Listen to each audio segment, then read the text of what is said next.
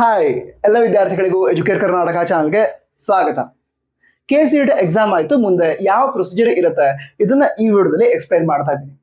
ಮೊದಲಿಗೆ ಎಕ್ಸಾಮ್ ಆಗಿದೆ, result announce ಆಗುತ್ತೆ. ರಿಸಲ್ಟ್ ಅನೌನ್ಸ್ ಆದ ನಂತರ ಕೌನ್ಸಿಲಿಂಗ್ ರಿಲೇಟೆಡ್ ಆಪ್ಷನ್ ಎಂಟ್ರಿ ಅನ್ನೋ ಪ್ರೊಸೆಸ್ ಸ್ಟಾರ್ಟ್ ಆಗುತ್ತೆ. ಈಗ ಆಪ್ಷನ್ ಎಂಟ್ರಿ ಅಂದ್ರೆ ಏನು ಅಂತ ಹೇಳೋದಾದ್ರೆ, ಈಗ ನಿಮಗೆ ಇಷ್ಟ ಆಗುತ್ತಲ್ವಾ, ಈ ಕಾಲೇಜ್ ನಿಮ್ಗೆ ತುಂಬಾ ಇಷ್ಟ, ಈ ಕೋರ್ಸ್ ಇಷ್ಟ, ಸೊ ಅದನ್ನ ಲಿಸ್ಟ್ ಮಾಡಿ ಕೇಳಿದವರಿಗೆ ತಿಳಿಸ್ಬಹುದು. ಸರಿನಾ? ಇದನ್ನ ಆಪ್ಷನ್ ಎಂಟ್ರಿ ಅಂತ ಕರೀತಾರೆ. ನಂತರ KCET ಎಕ್ಸಾಮ್ ಆಯ್ತು, ಎಲ್ಲರಿಗೂ ಕೂಡ ಟಾಪ್ ಕಾಲೇಜ್ ಸಿಗಲ್ಲ. ಯಾಕೆ? ರ್ಯಾಂಕ್ ಚೆನ್ನಾಗಿ ಬಂದ್ರಷ್ಟೇ ಟಾಪ್ ಕಾಲೇಜ್ ಸಿಗೋದು.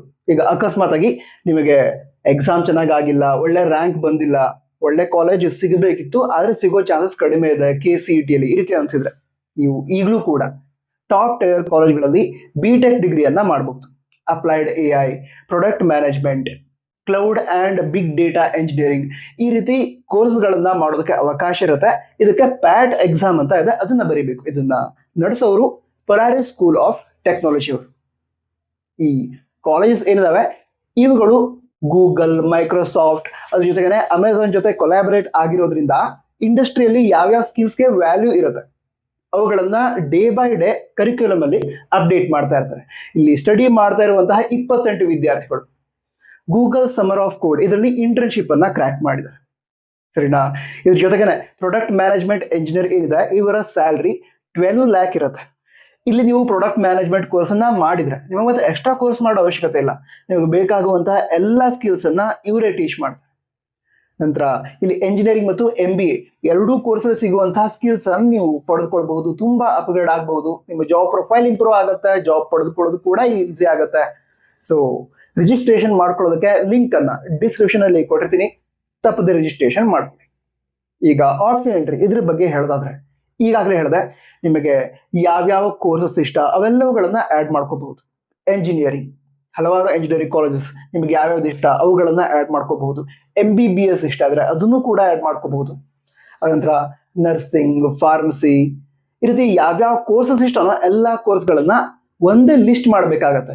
ಓಕೆನಾ? ನಂತರ ಮತ್ತೆ ಕೆಲವರು ಈ ಕ್ವಶನ್ಸ್ ಅನ್ನ ಹಿಂದಿನ ವರ್ಷಗಳಲ್ಲೂ ಕೂಡ ಕೇಳ್ತಾ ಇದ್ರು. ಈಗ ಫಸ್ಟ್ ಎಲ್ಲ ಎಂಜಿನಿಯರಿಂಗ್ ಆಡ್ ಮಾಡಿ, ಅದ್ರ ನಂತರ ಮೆಡಿಕಲ್ ಆಡ್ ಮಾಡಿ, ಅದ್ರ ನಂತರ ನರ್ಸಿಂಗ್ ಆಡ್ ಮಾಡಿ, ಈ ರೀತಿ ಮಾಡ್ಬೇಕಾ ಅಂತ. ಆ ರೀತಿ ಇರಲ್ಲ. ನಿಮೀಗ ಒಂದು ಕಾಲೇಜಲ್ಲಿ ಎಂಜಿನಿಯರಿಂಗ್ ಮಾಡೋದು ತುಂಬಾ ಇಷ್ಟ, ಅದನ್ನ ಫಸ್ಟ್ ಪ್ರಯಾರಿಟಿ ಇಟ್ಕೊಂಡ್ರಿ.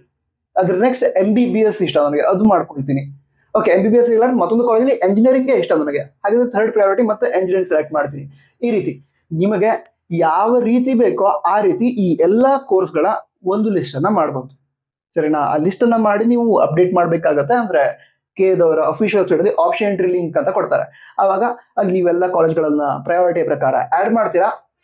ಆವಾಗ ನಿಮ್ಮ ಪ್ರಯಾರಿಟಿ ಅಂದ್ರೆ ನೀವು ಯಾವ ರೀತಿ ಲಿಸ್ಟ್ ಅನ್ನ ಆಡ್ ಮಾಡಿದಿರಾ ಅದನ್ನ ರಿಫರೆನ್ಸ್ ಆಗಿ ಇಟ್ಕೊಂಡು, ಹಾಗೆ ನಿಮ್ಮ ರ್ಯಾಂಕ್ ಏನಿದೆ ಅದನ್ನ ಕನ್ಸಿಡರ್ ಮಾಡಿ ನಿಮಗೆ ಕಾಲೇಜ್ ಅನ್ನ ಅಲಾಟ್ ಮಾಡ್ತಾರೆ. ಕಾಲೇಜ್ ಅಲಾಟ್ ಆದ ನಂತರ ಓಕೆ, ನಂಗೆ ಫಸ್ಟ್ ರೌಂಡ್ ಅಲ್ಲಿ ಸಿಕ್ಕಿರೋ ಸೀಟ್ ತುಂಬಾ ಇಷ್ಟ ಇದೆ, ನನಗೆ ಅಲ್ಲಿ ಅಡ್ಮಿಷನ್ ಮಾಡ್ಕೋತೀನಿ, ಆ ರೀತಿ ಅನ್ಸಿದ್ರೆ ನೀವು ಡೈರೆಕ್ಟ್ ಆಗಿ ಅಡ್ಮಿಷನ್ ಮಾಡ್ಕೋಬಹುದು.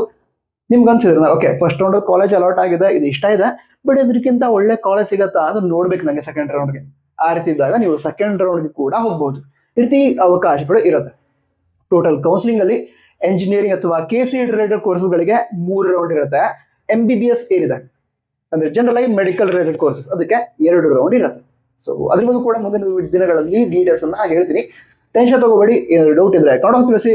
All the best. ಜೈ ಹಿಂದ್, ವಂದೇ ಮಾತರಂ.